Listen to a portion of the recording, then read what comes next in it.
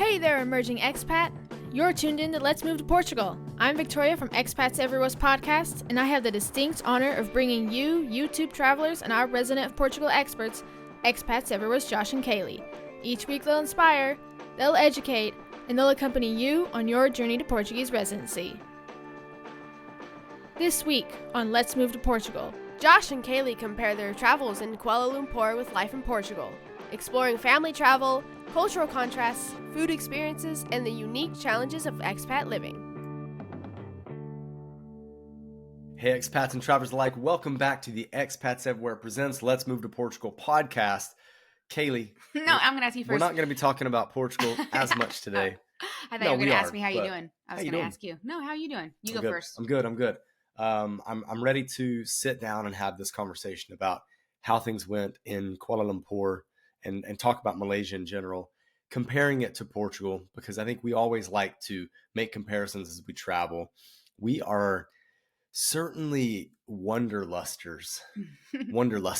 whenever we travel. I don't know. That sounds weird. I don't think it's that weird. Okay. I mean, I think that we're like, when we travel, like maybe many people do, you kind of travel and you're like, this is nice. I wonder if we can live here. Yeah. And I think we've done that with Malaysia whenever we lived in Singapore, traveling there. And this trip was none different. Not that we're ready to leave Portugal yet, but I mean, it wasn't different in the sense that we always think about that, and we'll get to that later. But it was a different type of visit because we had been in Asia for so long, and then in 2019 we left Asia back in the States and then moved in 2020 to Portugal. And so we hadn't been back to Asia for 5 years after living there for, over 10, right? Yeah. So it was definitely a different visit, but we'll get to that in a second. So I did just want to mention that in the past seasons when we've traveled, we've done these comparisons with Portugal and whatever country or city we've been in. Yeah. So we've done it with Spain, obviously. That's an easy one to compare, and I think a really good one because if you are in Portugal or thinking of living in Portugal, you will be in Spain a lot. Yeah. So it's nice to get some comparison of, okay, we went to this city. This is what you can compare it to in Portugal to get an idea. Yeah, we like to do road trips, whether they're driving or by train. As we hit up the different cities along the way, we want to give our impressions. So we did Spain. That was the northern part of Spain, and then also the northern part of Italy. We did on another one, so you can go back to the different seasons and see those. So these are a little different than our general setup where we're chatting with someone or doing Q&A. Yeah, we're just chatting with each other. And unpacking things.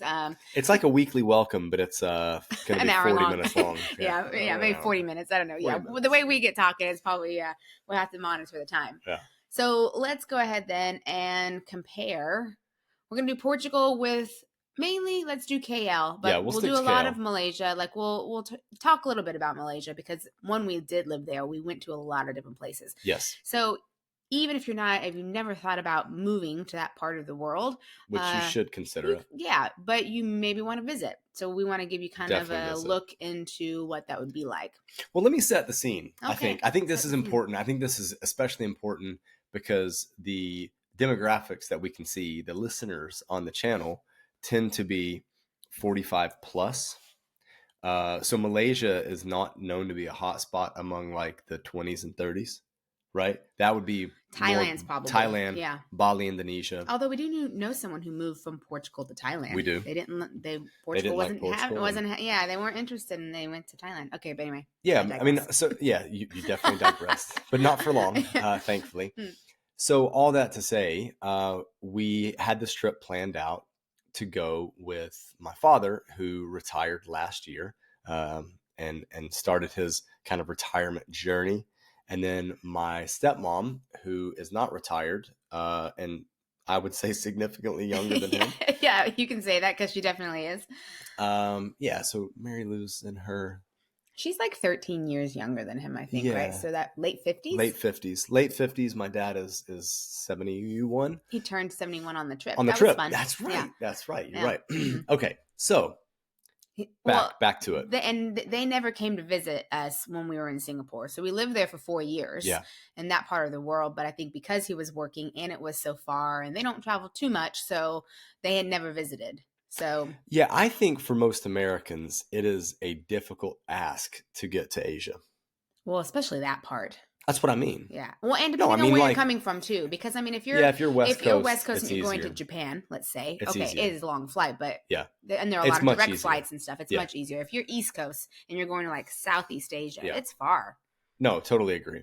So yeah, so they didn't come visit us. So you can Set explain, the scene. how. Kaylee and I had got an invitation to go to Nomad Capitalist Live, which was being hosted in Kuala Lumpur, and we really wanted to do it. We hadn't done a big industry conference ever, Right. so we were very keen on doing it. We've had a relationship with Nomad Capitalists and Andrew since living in Singapore, and we just wanted to experience it. So we had this opportunity to go with his invite, and we honestly needed somebody to watch Valencia because the idea was, and we were very naive with this. The idea was that we were going to essentially trade off on who was going to go to what talks and workshops, but we didn't really know how the conference was formatted, so that wouldn't have worked. But I introduced this idea to my dad. We have set up these weekly calls on Sunday, and it came up in conversation. And they have a vision board. Yeah, there you go. Yeah. That's where you're going. I don't know. Yeah. Well, I didn't know if you were going there. I was going there. All right. Get there faster. Sheesh. They have this vision board of like bucket list places that they want to go, things that they want to do. And on there was Australia. And they wanted to do Sydney and another city and whatnot. So we basically found a way to help them in terms of their planning and preparation, and they could combine that trip to Australia with then coming over to Malaysia to babysit and see us. And Singapore too. They came to Singapore, so it was a nice one for them because they could check out a few different places that probably they wouldn't have if we weren't there. Now, all that to say, I think that one of apart from Sydney, which was not with us, one of the favorite things that they did was in Malaysia. The Overwater Bungalows. Mm-hmm. That was something that was actually not necessarily on their radar, but once, we told them about the possibility and the pricing and everything, they were like, that's amazing. That's something that we definitely want to do. Mm-hmm. That's now on our bucket list. We're like, well, we can make that happen on this trip as well. Yeah. There's an accessible one that's near KL. When we say KL too, we're talking about Kuala Lumpur. That's easy to get to, that we had been before, so we went back there. It's affordable, Avani, easy Sepang. to get to. I'll put it in the description section. Avani Sepang is the name of the Gold Coast. Yeah, is the name of the hotel, and it's one of the, if not the cheapest overwater bungalows that we've ever found for sure. The only thing that's a bit of a bummer is it's not one where you can jump into the water from your hotel room or your room, because they're set up high. Yeah. So that's one thing, because we've been to a few where you can actually jump in, and that's just fun. It's something different, but But these are still quite affordable. Yeah, I think for those that are not big into swimming or open water swimming or ocean swimming, you'd rather swim in a pool or not swim at all.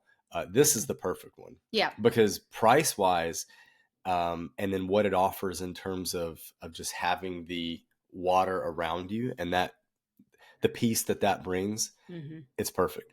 Yeah. Yeah, that's definitely true. It felt like, they were fixing the roofs. That was only kind of like something that was not a little sad, but they have these thatched roofs, which they smell really nice. Yeah. But obviously like earthy. Yeah, it's nice. It's a not nice earthy touch. In a dirt way, but no. A natural smell. Yeah. This wood smell. I don't know. Yeah. Anyway, they smell really nice. But they seem to be replacing them. Yeah. To probably more functional roofs, stuff that the upkeep isn't as much and everything. So but we were still in one that hadn't been replaced yet, so that was cool. That was cool to get that at least one more time. We had no leaks. No, but the place did feel a bit more like weathered compared to when we were there last time, which last time it was probably in like 20. It was newer. 16 maybe. 2016, 2017. Yeah. So but we did that. Yeah. The drive, to give you an indication of like how accessible it is. The drive from KL to the resort was under an hour, and I want to say it was like $30. Yeah. Right? And it's only For like an 40, XL, 45 minutes Uber XL. from the airport, because the airport's in the south of KL, kind of outside of the city. And then you head south. So it's not too bad if you were to do like straight from the airport. And then, you could just do, they do Grab. That's like their ride share. That's the big it wasn't one. an Uber XL, it was a Grab XL. But but it's the same thing. Okay, so what was the point of that story? Well, the point of the story is that if you're into traveling, for sure, I think Malaysia has a lot to offer. Yeah. You have Penang as well, which we didn't go to on this trip. But Penang, to me, is like one of the best food cities in the world. It's the best in Malaysia, and I think most Malaysians would say that Penang has the best food. Mm-hmm. Malacca is a great cultural center, has ties to Portugal. It was, on the trade route. I'll have to fact check that, but I'm pretty sure it was on the trade route. Malaysia's cool. You could do some amazing things at a very affordable price, which is nice. So you can do spa stuff for a very good price. You can do water things. You can do beach. You can have a city feel. So it's still quite affordable there. Okay, so I do want to talk about food because people have asked about food, and that will come up. But before, let's talk about the driving, because we mentioned taking a Grab from the airport from KL to the Overwater Bungalows. Yeah, I think Mary Lou, my stepmom, is still traumatized. Yes, it was really funny. So we're in an XL, and she was in between. Actually, for that one, safety wise, it would be best. Sia was sitting on my lap, and I was her. What do you call car seat? Yeah. So Sia was sitting on my lap. Mary Lou was in the middle. Josh's dad Jay was on the other side, and Josh was in up front. Yeah. And because we had the bags in the back, and although while we travel light, they do not. So they were traveling lighter than they used to. They've gotten better. They've been learning from us. Anyway, so the drive, Mary Lou was in the middle, and if you're watching this on YouTube, you can see me do this, but she literally was holding the two front seats like this, and just like hunched over and like shaking like the whole time. It was really funny. So that is one comparison I think that we can make with Portugal. Let's talk about the driving and the traffic. It is, and especially in KL, in that area, it is a lot more chaotic, a lot less structured. People say that Portuguese are crazy drivers, which I think that they are a little erratic. For Europeans. Yes. But that's the thing, is if we're putting it in perspective with comparing and stuff, it's just a lot nicer in Portugal. Yeah. I think more structured. I think there is certainly in Kuala Lumpur a bit of chaos. It's crazy. And it's not just chaos on the roads, but the roads are chaos as well. Like twists and turns, and things aren't gridded out so much as maybe you'll find in Europe or in the US in the bigger cities. So that plays its part. Mm-hmm. But then the driving culture is just a whole different beast. And they have a lot of motorbikes and but the way they respect or disrespect. I was going to say don't respect. Disrespect like lines and traffic signals and symbols, and it's wild. The funny thing is, though, it seems like they're all on the same page, so therefore it's not as dangerous. Yeah, like that's very true. Although we did end up in a wreck. Yeah, our Grab. Thankfully, it was just the two of us. Josh and I were heading to the conference, and it was. I don't even know how this guy did this. We're not sure how this happened. Like, well, honestly, if you look at, there was traffic, and it's like, how is this guy going so fast that that's what his car looks like? Yeah. So his car hit the car behind us, and which we heard. Yeah. We were like, and it was almost like we had enough time to be like, ooh, what was that? Like that. Yeah. That sounds like a bad wreck. And then boom. And then we get hit. Yeah. So the car behind us, the one that got hit, then hit us. But I mean, the one that did the hitting, I don't know, his airbag deployed and everything. Yeah. I don't know how he was going so fast for all the traffic that was there. Anyway, so that was a first, I guess, to be in like a ride share and there be an accident. I don't think we've ever had that. Yeah. Thankfully, we were okay, and we were very close to the venue, so we could just walk. I mean, I told the driver, if you need me for anything, because I had booked it, then let me know, and I can write something through the app if I need to. Yeah, well, I was going to say there might be people that are like wondering, like the question, what do you have to do if you're in a wreck in a rideshare? Mm. I would say, first of all, you're gonna have to self-assess whether or not you need medical attention. Yeah. We knew that we didn't get hit that hard, although my neck didn't feel great. Yeah. I would say also too, what's kind of funny, Josh, it was evening time and it was a long day, and Josh had his eyes closed as we were driving from our hotel to where the venue was. Yeah. And so I think because your eyes were closed, and then when you heard the sound, you opened them and we looked at each other, but I think maybe you weren't as set I wasn't braced as I was. Yeah. Brace. I was on my phone. I had just taken a picture of Josh sleeping and then my phone went flying. Thankfully, only into the front seat in front of me. But you definitely want to wear seatbelts there. Absolutely. But yeah, Absolutely. so then we were okay. So we knew we didn't need to go to the hospital or anything. We hung out for a few minutes because we spoke to the driver and just asked him if he needed us to. And I think he was a little shaken up. Yeah. Not physically, but just mentally. I think when you're in a wreck, a million things go through your mind. But it seemed like he wanted us to stay for some reason. Mm-hmm. But then after we're looking at the clock, minutes are passing. We're like, we really need to go. Yeah. Because we're only a couple minutes from the venue, and we can still make the cutoff time for when we need to be there. That eventually he just let us go. Yeah. And then I did write a message to him on the app saying, if you need me to do anything, just let me know. But so I don't exactly know what the protocol would be as the driver, but for passengers, we were fine. But yeah, crazy driving, which is funny. I'm saying you definitely want to wear a seatbelt, but people don't there. No, a lot of people don't. And actually, it's actually more common, I think, to not.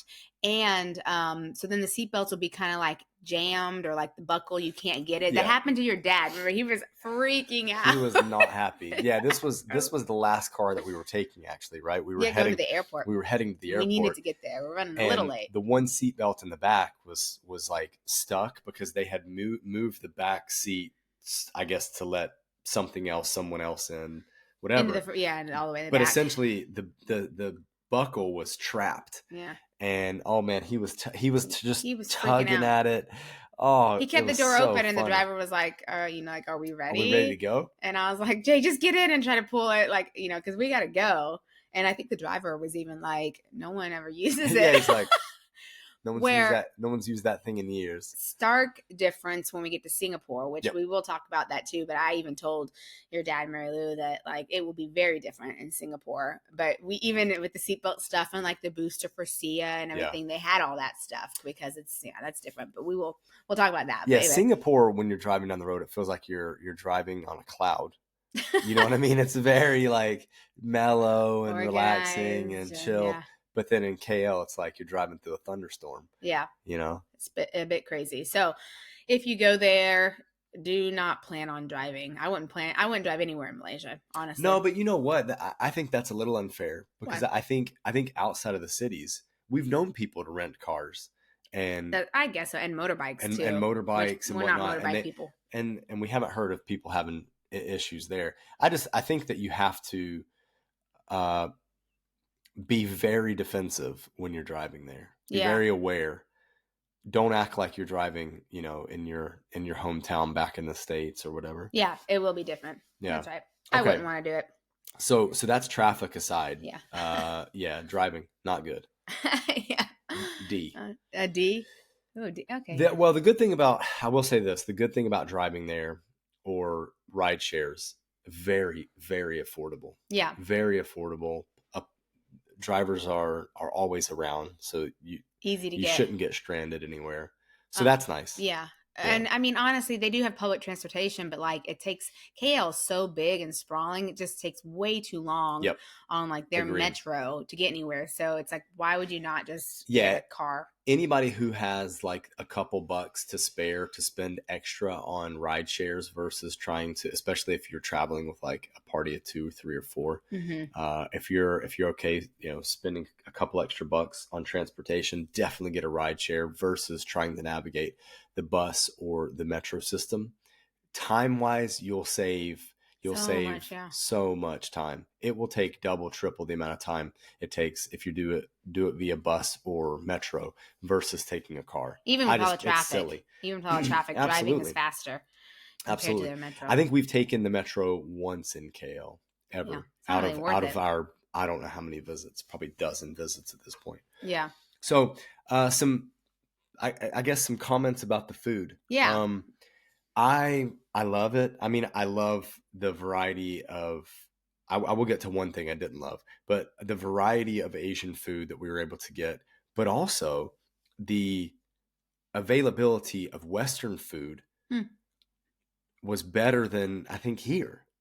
Living in Portugal. Yeah. I think so. You know what surprised me is you'd walk into a mall and all the different shops and everything, restaurants, they'd have it written in English. Yeah. That's another thing we can get to is that there's so much English spoken there that it's kind of becoming more of the norm. But okay, so there's less of a language barrier. I'm just going to go and say there's less of a language barrier in Malaysia, or at least in KL, than there is in Portugal. Yeah, I agree. Yeah, that's very true. I mean, that might be a hot take for some. Some people might be shocked by that, but it felt eerily familiar and easy and weird. Everyone spoke English. Now, I think something you would have to get used to is the accent. Yeah, so that while they do speak English, you might have a hard time understanding them because of the accent. For sure. But you're right. More stuff like signs and stuff were in English compared to anywhere in Portugal, even in Lisbon and Porto. So that took me by surprise because it didn't always used to be where like if there was going to be one language, it would be English. And that was a lot like that this time around. Yeah. And maybe here's the other thing, which might be a little controversial, is if you like commercialism, if you like big brands, you actually find more of that in KL than you will in anywhere in Portugal. That's true. Yeah. Right. Especially when it comes to like restaurant chains and stuff. You'll have that stuff widely available. Yeah. Versus here in Portugal. Okay. What did you not like? Some people hate that. That you were going to say you didn't like something. Pork. So no pork. That's it. Okay. So that's it. Yeah. I would say the same. Yeah. Malaysia is still a conservative country when it comes to it's a Muslim country. Islamic tradition. Mm-hmm. So because of that, most places don't have pork. Mm-hmm. I can't remember what they call it. There's a specific name they give to it, but basically they don't serve pork. Yeah, I don't think the whole anywhere in the country has it. I think some you places, can find it some places. Some places you can. Okay. Yeah. But it is a Muslim country. Yeah. So we can talk about for example, dress and stuff in a bit too. One of our favorite places, Din Tai Fung, which is a soup dumpling place. They have a menu that removes all of the items that have pork in them. Which is sad because they're really good pork dumplings and pork buns, like steamed buns. Those are like the two best menu items. Our two favorite menu items. Yeah. So we had it there, and then we also had it in Singapore so that we could do the pork. Yeah. So they had chicken and veggies. Which they were good. They tasted really good, but the pork is better. Yeah. So we had to have it in Singapore as well. So if you're a pork fan, if you love that bacon, I know bacon's not as popular as it used to be. You know, like there was a time period like 10 years ago, maybe like everything was bacon. You know what I mean? You mean like for Americans? Like Epic Food Times was like at its peak. Oh, man. Right? Epic Food. You know what I'm talking about? That Epic show, Food. I don't know. Yeah. Or that, what was on YouTube? That was on YouTube? Yeah, YouTube show. Shout out Harvey. Yeah. But I don't know. Can you find good bacon here though? I know that is a complaint of some Americans. Like they don't like the bacon's different here. Like absolutely. Absolutely. That one brand in Lidl, I think it's called Delano. That's the best one we've found. It's not even the best one we found. It cooks up like American bacon will. So if you're jonesing for American bacon, look, I know that you go to an American grocery store, and if you go to a big enough one, they'll have 48 different types of bacon, which is beyond me. Like that blows my mind. Hickory smoked and this smoke and that smoke and double stripped, and it's crazy. Double thick, but it's kind of making me hungry. The one thing that makes bacon, at least in the US, is like how it cooks up. And that brand that you find at Lidl cooks up. But you only get one option, bacon. Yeah. But no flavors or anything. But it works. Some people say Mercadona too. We've not gotten the bacon from there. We've not gotten the bacon there. But some people do say that one. I'm afraid of their 7 p.m. Like hookup thing at Mercadona. You want to explain that? No. Oh, okay. No. That's the thing. If you know what we're talking about, you can leave it in the comments section. And you can look it up. Yeah. Okay. So it just has to do with an upside down pineapple. Comparison wise, yeah, just be careful how you situate your pineapple. Just because if you're buying pineapple. That's the advice. Yeah. Is if you're buying a pineapple in Mercadona around 7:00. Have it straight up on a not Thursday tipped or over. whatever. Okay. Yeah. Anyway, so that comparison Yeah. would be, obviously you can get pork products anywhere in Portugal. You just have to find the kind that you like. Pork's huge here. Yes. Yeah. Yes. It is a staple for food. So that's a difference with the food as well. I didn't get a really good grasp on how vegetarian friendly KL was. I think they naturally have veggie type dishes. Sure. So you could, I think, easily eat. But as far as like veggie, like vegetarian or vegan only shops or not shops, but restaurants, I didn't notice that either. Yeah. So. Well, I mean, I'm just thinking like even a traditional or standard breakfast in Malaysia would have either chicken or egg. Yeah. You know what I mean? Mm-hmm. Like you'll have some sort of like fried chicken maybe with nasi lemak. That's true. Or some egg. I think it would be fairly easy to be a vegetarian there. Maybe a little harder to be vegan. Yeah. Because of what they use. But the food is really good. We weren't sure like how Sia would do with it because it's different style. I mean, she eats rice and pasta, but it's, and obviously they have rice and pasta there, but it's different, Yeah, the way it's presented is different, so you never know. Some of the flavors too. Kids are She was good. She's amazing. Yeah, I was very surprised. I think she ate just as well. Actually, she ate better on the road in Malaysia than she does at home here. When we're on the road here, you mean? Or just like sometimes she gets picky here at home, whereas being on the road there, she was less picky. Like we could always find something in a restaurant for her. And that's actually hard when we're like on the road around Europe too. Right. Is like that's a little harder. It ends up being a lot of French fries. That's an easy one to get. Yeah, for in Europe, an easy thing to order. Or we pop into a store and get like some a bag cheese. Of carrots. A bag of carrots, cheese, and ham as well. Yeah. Smoked salmon. She's a funny kid. She doesn't eat the smoked salmon as much anymore. She likes the prosciutto. Listen, she does like the prosciutto. But no, when we were traveling and at the breakfast buffet, they had smoked salmon. She'd eat it. Yeah. But anyway, so she did do well with the food, but I mean, it's good food. You just have to find it. Some stuff can be spicy, so that would be the thing. But a lot of times they put that on the side, which is nice. Yeah, you'll have some sort of like chili paste on the side. Yeah, so you can spice it up, depending on your taste. Now, I would say I don't like when stuff's too fishy. They do like to use that fish sauce with things. Yes, that's they do. Not my favorite. So if I could stay away from that, gives it that umami though. I don't know. It's too fishy. I like it. Okay, so that's the food. Do you have any other comments on the food? I don't think so. I mean, they were good with, drinks, the tea, is really good there. I think I drink more tea in Asia just because it's more of a thing because I'm not a huge tea drinker. I prefer coffee, but anything else with the food? Coffee in a way is a bit more of a commercial thing, I think. Like when I say that, I mean the big Starbuckses are around. Like if you're gonna see someone carrying a coffee around, it is generally like a Starbucks. Yeah. Or one of those. And they do have some specialty coffee as well. But in terms of like commercial grade coffee, their version of that, or like having a commercial grade coffee, would be the pulled tea, the tea tadak, I think. Yeah.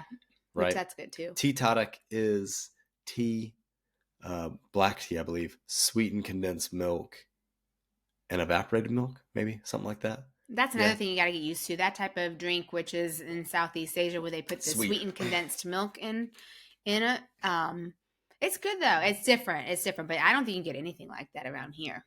No, that sweetened condensed milk in your drinks. No, well, I guess some bubble tea places maybe will do it. Maybe, yeah, maybe. Yeah. Okay, let's move on from food. Let's talk about prices.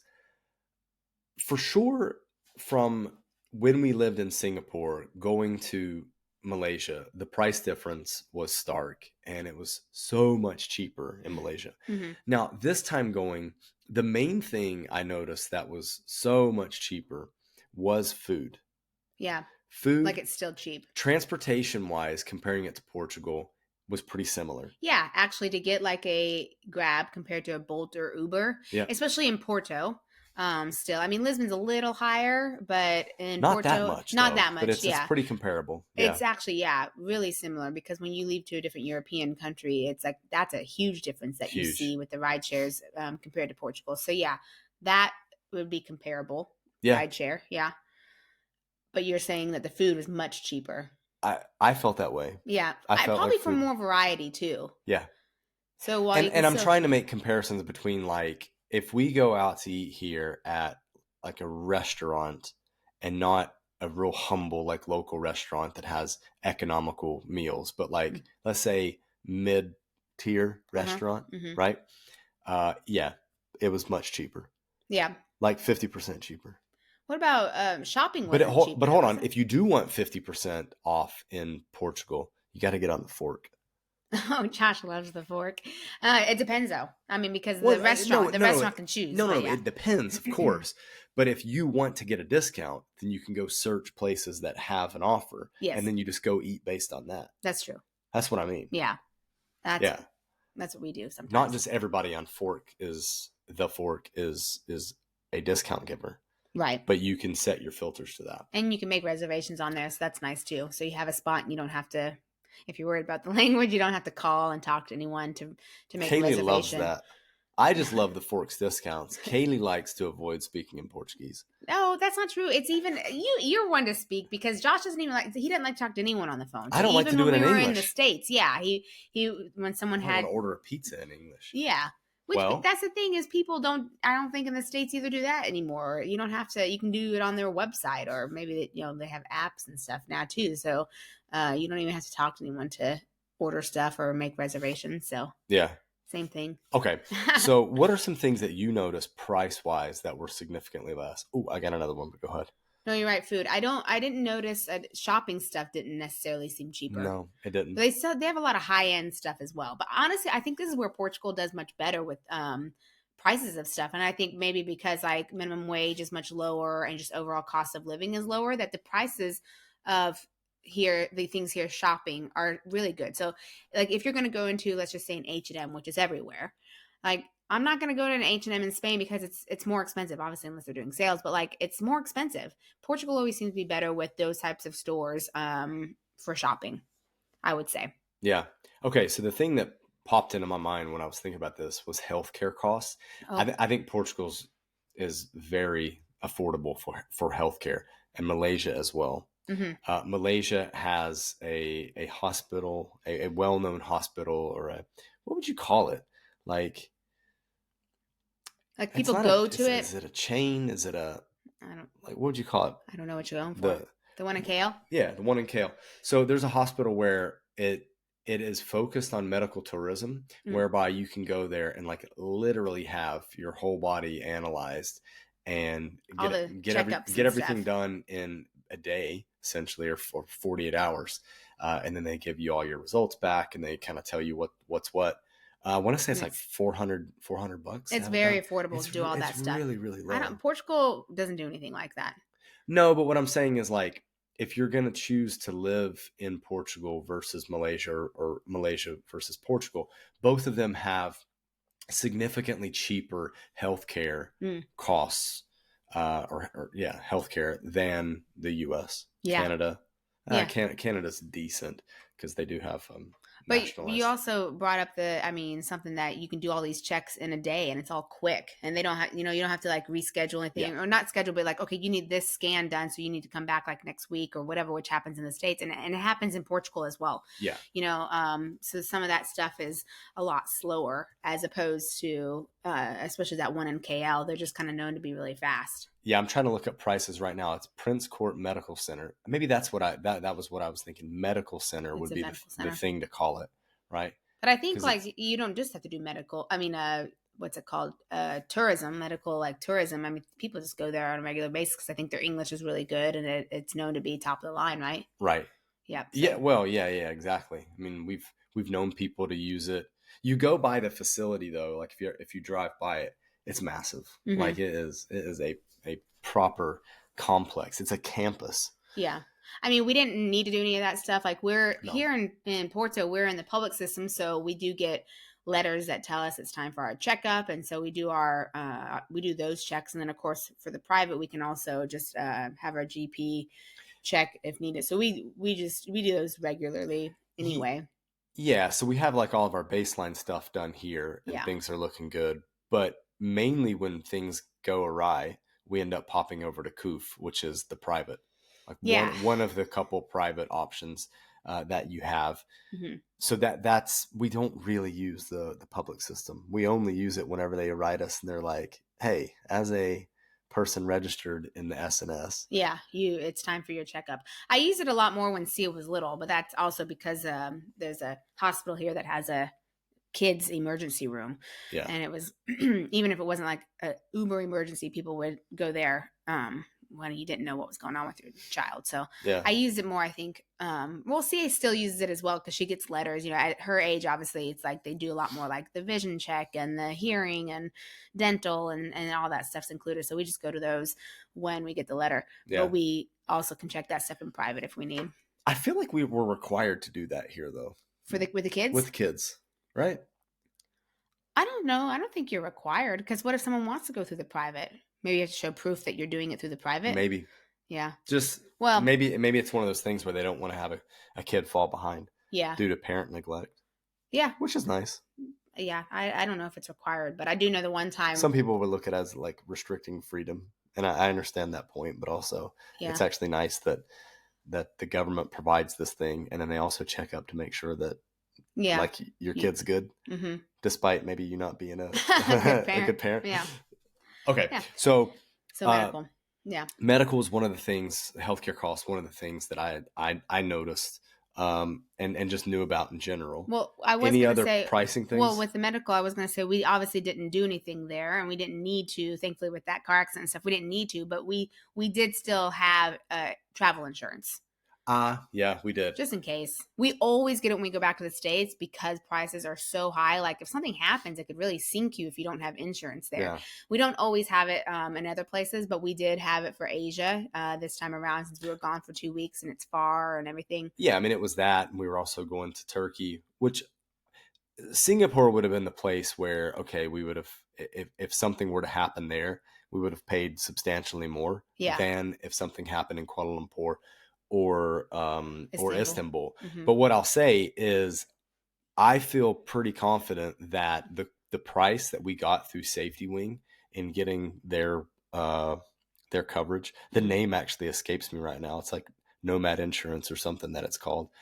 But it was super easy to sign up for. And the price that we were quoted, I was like, this is a no-brainer. Yeah. And Sia was free. Remember, Sia was free. So we could add her on there. If one adult travels, all you need is like one adult on the policy, then you can add one child? Maybe it's a two. Maybe one or two, maybe 3 kids. I don't know. I think I saw somewhere like up to 2. But either way, that's a great deal. That's a great deal too. So they're covered. Crazy. Yeah. So Safety Wing is who we like to use. We can put that info. So we like their offer so much. We were like, let's just sign up to be affiliates. Yeah. So we can talk about them now. Mm-hmm. But no, like I'm going to start recommending Safety Wing all the time. Yeah. And actually, one of the things I liked about it the most, and if anybody enjoys like good tech, is that they're so easy to sign up for. Like everything just worked. Yeah. And it looked nice, like the dashboard and everything. It just looked nice and it felt intuitive. Mm-hmm. So I like that. Yeah. That I don't like faffing about with crap websites and let's do that comparison then with Portugal. So how's the IMT website working out for you guys? How is the IMA? I still don't have my driver's license. Yeah. Because there are dead ends on that website. Yeah. So fun times. Portugal, not the most efficient with their websites. No, but this isn't a comparison between Malaysia. No. This is Safety Wing being global one. Yeah. Okay. So yeah, if you do travel or even I guess relocate, and you need some sort of insurance, check out Safety Wing. Yeah. Okay. So other costs, it was like an integrated ad that wasn't actually an integrated ad. We like Safety Wing, so we talk about them. Other costs? We didn't really go to the grocery store or anything. No, I did. To pick up Sia some stuff. But I did go to like a posher grocery store because of where we were located. Yeah. know, did you Price notice wise, anything there? they had a lot of imports. Yeah, no, Oh. I can say this. Okay. At this posh grocery store, there were a lot of imports, and the imports were pricey. Okay. The imports were pricey. Pricier than here, like imports from here. Yeah, Okay. yeah, yeah. Yeah. If not more expensive. And then I did swing through to get Sia some stuff. I did swing through a regular grocery store just to see, and like local brands. Yeah, they were cheap. It was cheap. Yeah. Cheap. Okay. Yeah, like what Des said. Singaporeans are like birds when they go to Did they Malaysia. say that? Yeah. Or because they always go cheap. It's so cheap. That's funny. I don't think You I heard didn't him hear say him that. say No, that? Yeah. that's funny. We have a Singaporean friend. When we told him that we were going to Malaysia, he said this joke to me. Yeah, that's funny. That the Singaporeans, yes, they drive across to get cheap stuff. Yeah. That's true. So it is much cheaper in Malaysia compared to Singapore. Yeah. But Okay. we'll talk about that. Anything else on All right. pricing before we move on? Because I do think it would be wise to come on to the language thing, even though we kind of touched on it, but just to Before we drive do, it home. I can't think of anything with like costs Okay. wise. But before we do language, I wanted to mention earlier, I said something about, we were talking about how it's a Muslim country. So with dress, I think that's a big question that a lot of people have, like, how should I dress? And it is more conservative. Guys are oftentimes in pants, I would say, but it's not unusual to see someone, especially even a foreigner, in shorts, and it wouldn't be weird for guys. Same for girls. It's quite like, it's so hot there that you generally want something that's flowy, I would say, and breathable, but you don't want it to look too scandalous either. So they do still cover up. And if you wanted to go into anything like religious, like a temple or anything, then you have to have your shoulders covered and your knees covered. But other than that, like, it would be okay to wear shorts and like a tank top, as long as stuff's just not too revealing. I would say, though, that compared to the last time we went there, which was 2019, the dress is more liberal than it used to be. Yeah. So like the younger generations are getting kind of more liberal in the way they dress. Yep. I would agree. You know? But yeah, you can rest assured that you can be comfortable there and not feel like you have to be like completely covered up or anything. I totally agree with that. Yeah. Yeah. It would not be like traveling to a place like Saudi Arabia, for example. Yeah. Mm-hmm. No, yeah. Yeah, it's fine. It's comfortable. Yeah. So I just wanted to touch on that because I'd mentioned. No, I think that's a good thing. I definitely think that's a good thing to touch on, whether you're considering moving there or you're just going to travel there, for sure. Mm-hmm. Okay, language. What about language? You were saying. Have you finished saying what you need to say? Like, I think so. I mean, I know no Malay or anything, and I can't read it or anything like that. But there's so much stuff's in English. You don't even need it. In KL, you don't need it, and a lot of bigger places as well around. Because when we would go from Singapore to, like you were saying, Penang, or everyone speaks English there. So and I'm sure it's gotten more. Yeah, and I don't even want to say that it's like a function of tourism. It's a function of business and the way they operate now. It's just it's one of their languages that they use, and it is I agree with that. Mm-hmm. Right? It's not just like, oh, the service sector, you're going to have it, but then you go into these other sectors and you're going to struggle because you don't know the local language. No, that's never been an issue there. So that's easier than here, because I think because here obviously we know that the service industry, I mean, we always talk about how the English proficiency is so high here in Portugal, and it is the service industry, you're pretty good, or they're, especially up in the north, they want to help, and so you can pantomime and stuff if for some reason they don't speak any English. But the problem here is when you have to go somewhere, like to renew your residency or something, and it's like they don't speak English, like places like that where you could really use speaking English, because your Portuguese probably, you're still working on it, or you don't know those terms in Portuguese because you don't use them the one enough. time a year you have to use these terms. And so then it's like that person doesn't speak any English, so that's an issue that people come across here. Yeah. And we've not gone through the residency visa process in Malaysia. Yeah, true. But it seems pretty easy there, it doesn't seem like one would run into that issue, whereas you would most likely run into that issue here in Portugal. Yeah. I think, as far as that, I mean, Nomad Capitalists talked about Malaysia being a good option for like a second passport or even just a visa. So I think that it's fairly easy if you did want to move there to have some sort of visa option, which would be good. Yeah. I can come back to pricing in as much as talking about housing, because I did end up speaking to a few people about housing and housing prices. Cheaper than the US for sure. And maybe in some ways about the same prices as you'll find in Portugal. Maybe Lisbon apart. Lisbon prices have gone insane. Porto's getting there, but for KL to be a major city and for one to be able to get, a luxury apartment, downtown luxury apartment, it's still within the realm of possibility kind of for an average American earner. You don't have to be like a high income earner to purchase something there, but the prices are out of line with what locals make. Does that make sense? Yeah, so it's higher than what maybe a local could afford or want to afford, especially if you're in the center part of KL. Plus, I think it's so busy. I think it's hard to find. Just like, they have a lot of apartment they're doing complexes. A lot of construction. Yeah.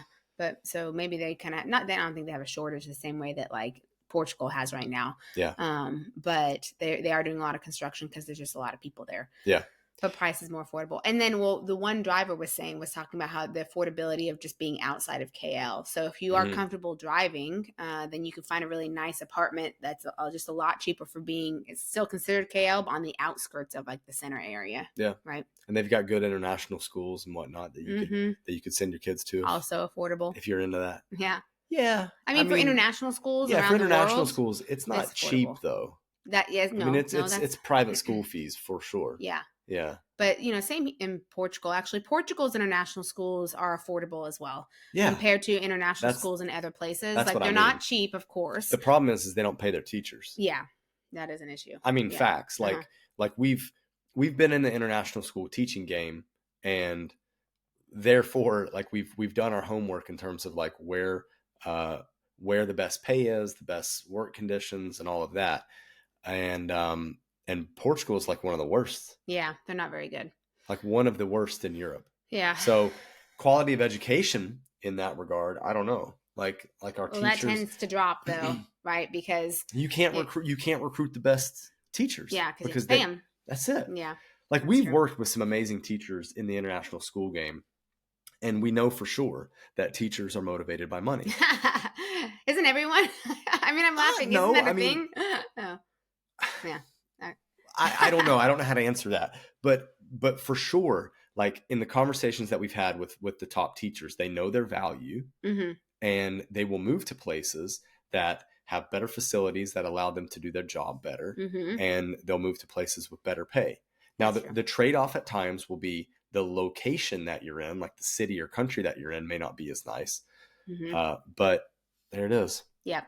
And Portugal doesn't pay their teachers. Doesn't pay their teachers. So, but they also have lower fees. Yep. Yeah. Okay. You get what you pay for. I think I'm just looking at the time, and we joked before that an hour, 40 minutes. We're already over 40 minutes. So, do we want to talk about if we would expat that? I think we can. I think we broke it down enough. Yeah. I mean, I'm sure that there's more to say, but no, I think we can. I think we certainly can. Okay. So, we want to just do KL or Malaysia in general? We're dragging this out. Let's do.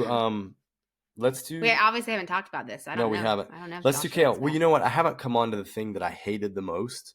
Oh. And I think thought it was the pork. And I think that it's my deal breaker for KL. Okay, well, tell me. You go first then. Would you expat that? And you're gonna say no because of what did you hate the most? I really don't know if I would expat that. I actually no. I'm gonna say it like this. If we were to go back into teaching and they were gonna pay like a silly amount of money, I would go teach in KL. Okay. Now, the thing that I hated, which it really spoiled KL for me, was the airport.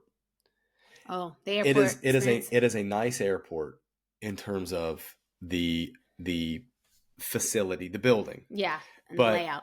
But it's confusing to navigate. It's not intuitively marked. And the staffing there is abysmal. The riding Air Asia and Tony Fernandez, if you're listening, you're a great speaker. We appreciated you at Nomad Capitalist Live. I think you're a great dude. And if you're listening, honestly, please just sort out your luggage fees. Like making people pay extra for overweight bags. Like, what are we like a doing? backpack on your back. Like, literally, what are we doing? No, because I know a lot. I understand if someone's trying to like load up gold bricks in their carry-on, and it adds weight to the plane, and like you got to burn more fuel.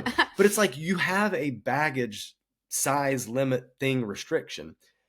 Let people put whatever they want to put in there, or don't have it at such a ridiculously low amount of weight that it wouldn't even make sense to like even put enough clothes to fit that bag limit. Because that amount of clothes is going to put you over the bag limit weight. Yeah, well, hold on. Let me clarify, though, because a lot of places they charge you if you're overweight, but that's for your checked bag. This is like even for carry-ons. And a lot of carry-ons, but a lot of places will say you have a certain amount of kg, but generally it's something high, like what is it, like 15 or something. Yeah. Whereas theirs was like insanely low for both. So you could only have a personal item, and if you pay for a carry-on. So we paid for a carry-on, and then we had our personal item, and it was like combined, they couldn't be more than 7. And even to get anywhere, like you had to like weigh it before you even got through like immigration or security. They have a whole other like weigh section where they make you weigh it. So it's just dumb. So like that situation was dumb, trying to get into immigration, and then like you're navigating your way through the airport, and every airport that we've been through in Europe has had a family line where if you've got a kid, you're traveling with a young kid, then you're in a different section. Sometimes that section's faster, sometimes it's slower, but it's like they're at least acknowledging, dedicated like, for families. Hey, we know that this is stressful for you. Yeah. Please come in this line. But in the instance of KL, and I will not get into what happened, they didn't have it, and the person was just rude. Yeah, with us with Sia. No, I'm not having that. It was kind of, I mean, Sia's older, so it's not as bad, but there were kids in strollers who had to wait in these long lines, and kids you're barely moving, so the stroller's not moving, and kids just can't do that. So the airport, because if we would travel, it would really be terrible, because we have to go in and out of KL, which is a good airport, like as a hub, loads of flight options and airlines. But gosh, yeah, you're right. I didn't feel at home in that airport, and I didn't like it. It irritated me. Yeah. I didn't feel comfortable, let's say. Okay.